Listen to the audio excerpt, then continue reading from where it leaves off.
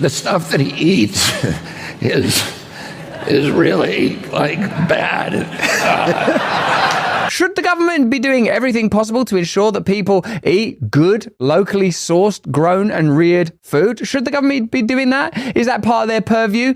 Do you think that you can have true freedom if you don't have access to all of the information? So how will Trump, the McDonald's loving and ever vital new president of the United States, and Bobby Kennedy, a man who seems to be opposed to big food, corporatism and toxic food, actually govern? Here's an amusing conversation where Bobby Kennedy reveals that when you hang with Trump, the only food you're offered is like KFC and McDonald's and all that kind of stuff. And you know that Bobby Kennedy is working pretty closely with Callie and Casey Means and people that are saying that the disease crisis in America is a metabolic one, in so much as if we exercise more, if we eat better, if we spend time outside, if we eat whole foods, then we would live better, healthier lives. Now, in order, there's economic implications, isn't there, to all of that? That would mean that whole and healthy foods would have to become more accessible so that they weren't so expensive. It would mean that there'd have to be more farms,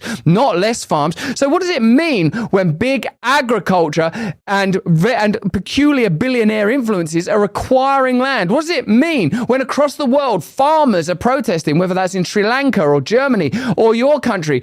Is there a globalist attempt to get control of food? So, if we want to live in a healthy world, surely we got to eat healthy food. Let me know in the comments and chat if you agree with that. And if that is going to be a policy that's going to be instituted, what's that going to mean for farmers? Surely it's going to mean more organic farmers, more local produce at a price that's affordable. Is it going to mean that, or am I crazy? Let me know in the comments and chat. Let's have a look at Bobby Kennedy talking about the filthy food that Donald Trump eats, and we'll work out together whether in government you will be able to reconcile Trump's own love of the sugary, salty, filthy processed seed oils and policies that enable small farmers in particular to make a good living from their produce. And what's the role of us as individuals in all that? So many questions. The stuff that he eats is really like bad. It's not, campaign food is always bad, but the food that it goes onto that airplane is like just poison. It's all, you have a choice between, you don't have the choice. You're either given KFC or Big Macs. That's like when you're lucky, and the rest of the stuff is I consider kind of inedible, but I was eating it. And then he eats Diet Coke. I was with Dana White the other day, and who was really great for my campaign. He was a huge supporter. He's very close to Trump. They've had a relationship for 20 years, through UFC.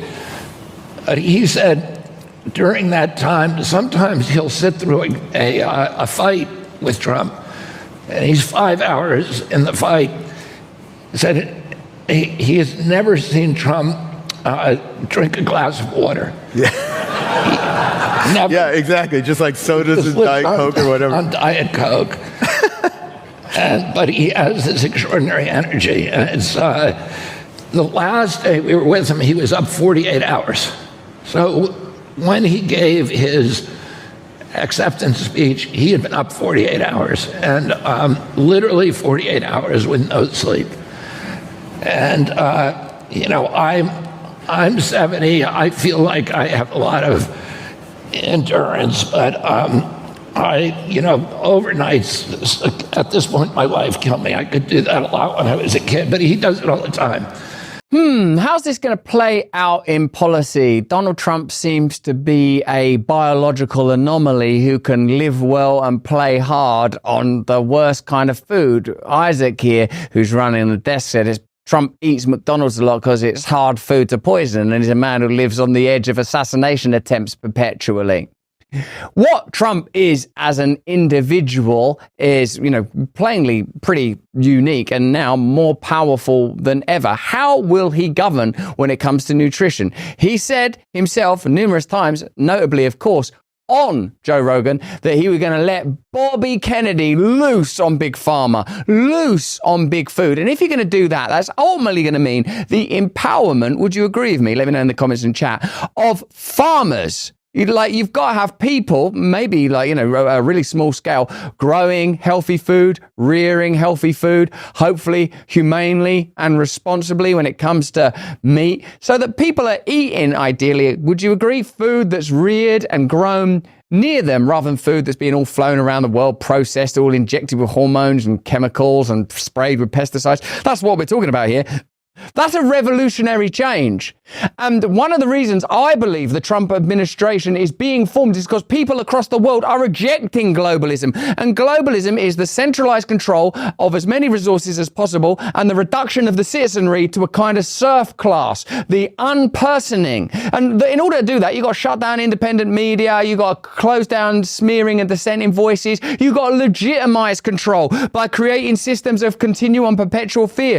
But you've also got to deal with the basics at a granular level. You've got to look at something like our ability to feed and clothe ourselves and say, how are we going to stop that? Well, former Labour Party advisor, Labour's our version of the Democrats, our globalist centralist party, saying that farmers should be annihilated and wiped out in the same way industrial workers were in the 70s and 80s in my country. A lot of people consider that to be a massive scar on the working class, blue collar community to this day. Do you think these are the kind of policies that define globalism? Let me know in the comments and chat. Are they all about getting control of your life? And if that means getting control of your food, they are going to take control of your food. And is a movement like Trump's ultimately about taking control back? We'll see when he governs whether it empowers ordinary people, ordinary communities. My prayer, of course, for all of us is that it does. The war against free speech is in full swing. We are the vanguard, bravely fighting back. Rumble's the home of this channel, Stay Free, and a leader in defending the fundamental human right of free speech. They've joined X to sue a cartel of advertisers and ad agencies who conspired to block ad revenue from going to the platforms. Recently, they've launched Rumble Premium. This, I think, is going to be a game changer for all of us. It's an ad-free viewing experience with great perks for viewers and creators. Rumble Premium will give you the ability to dive into your favorite content on your mobile or desktop or smart TV and savor every uninterrupted second of my content. Why don't you upgrade to Rumble Premium today? Support my free speech and the free speech of other content creators on this platform. Please go to Rumble now, rumble.com/premium. And if you use the code BRAND, you'll save $10 and Rumble will be aware that our stream is creating great converts. So that's rumble.com/premium and do use the code BRAND to save $10. Anyway, there's a link there at the bottom of the screen now. We're posting it in the chat. Join up. One thing we've all seen through, thanks to independent media, is the claim that the centre left is about helping us. It's about controlling us under the guise of help. Let's have a look at this former Labour advisor saying that small farmers should be destroyed. If you're a farmer or you believe that farming is vital and that part of the food and health solutions for America are going to be about the empowerment of farmers, let me know what you think about this wherever you're seeing this clip.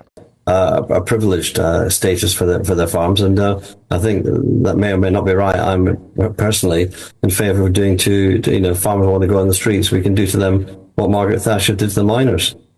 So just to be clear, John, you would beat them up? No, close them. I mean, this is an industry we could do without. So, okay, all right. So this got weird. So you would do to farmers what Margaret Thatcher did to miners, which was, she used very heavy-handed police tactics, followed by what? Putting them out of business. If people are so upset that they want to go on the streets and spray slurry on them, then we don't need the small farmers. Right. Okay, John, I'm not sure that's a particular... You were, just to clarify, you were a former Labour special advisor, possibly emphasis on the word former there, but... Wow, that's incredible to see the way they think and what their plans are. They are all about generating impotence, castrating any powerful group, breaking any relationship that we have with one another and the land. And they call it care. Anything that might generate personal dignity, anything that might give you the ability to provide nutrition for your family. The globalists are about shutting that down, always under the guise of helping you. Oh no, there's a pandemic. Get in your home. Take this medicine. You did clinically trial it correctly, didn't you? We can trust these public officials, can we? We aren't gonna find out down the line that Big Pharma were pursuing profit, that Big Tech were propagating the message of the state, that the state was default into authoritarianism, and that dissenting voices were being censored. We're not going to learn, are we, that there were risks of myocarditis that were being repressed, risks of miscarriage that were not being reported? Are we going to find that out? This is the reason that the pandemic period is so significant in understanding contemporary media and contemporary politics, is because it revealed what globalism is, because a pandemic is global. That's almost what the word means, or at least what part of that word means. And it revealed to us the infrastructure, and it revealed to us the demons that operate within that false light pantheon. Figures like Bill Gates, for example, and Bill Gates' attempt to take power through bureaucracy and through philanthropy. But when it comes to farmers and nutrition, I don't think it's possible to make America healthy again without empowering farmers. So small farming is about to be radically revolutionized, I would say. You're going to see responsible farming, localized, local source for food. You're going to see food made affordable for the maximum number of people. You're going to see a revision in the way that welfare is conducted so that healthy foods are promoted and propagated. Don't you think that's the future for America? And I suppose that's going to be possible while Donald Trump continues to thrive on like Big Macs and maybe them like super hot apple pies. I don't know. But for me, if you're talking about making America healthy again, that's going to involve farmers, food and nutrition. But that's just what I think. Why don't you let me know what you think in the comments and chat? Let me know how you feel when you see politicians and political advisors advocating for further authority to destroy farmers. Do you recognize what that's likely about? Are you grateful that that project is being disrupted across the world, albeit through nationalism, which a lot of people condemn, but I continue to believe is an understandable response to globalism? Let me know what you think, though. That's just what I think. And continue to stay free. Hey, thanks for watching. If you want to see more uncensored content where free speech can flourish, join our live stream. Click the link right here to watch the next video if you want to, or become a member of a growing movement. Download the Rumble app and you'll be informed every time we make a new piece of content. Stay free.